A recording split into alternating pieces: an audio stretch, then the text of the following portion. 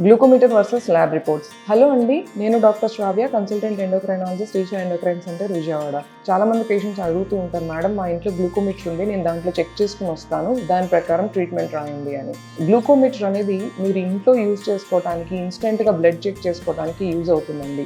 But గ్లూకోమీటర్కి ల్యాబ్కి చాలా difference ఉంటుంది. ఆల్మోస్ట్ 50 దాకా డిఫరెన్స్ వచ్చేస్తుంది. మీరు యూజ్ చేసే గ్లూకోమీటర్ బ్రాండ్ని బట్టి డిఫరెన్స్ ఉంటుంది. అండ్ ఇంకో పాయింట్ ఏంటంటే, గ్లూకోమీటర్లో మనం ఫింగర్ టిప్లో బ్లడ్ని చెక్ చేస్తాము.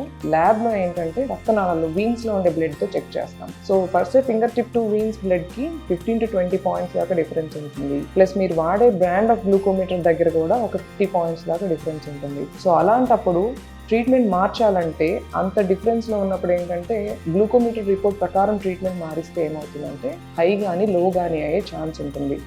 సో ట్రీట్మెంట్ మార్చేటప్పుడు పర్టికులర్గా ల్యాబ్ రిపోర్ట్ యూజ్ చేయండి.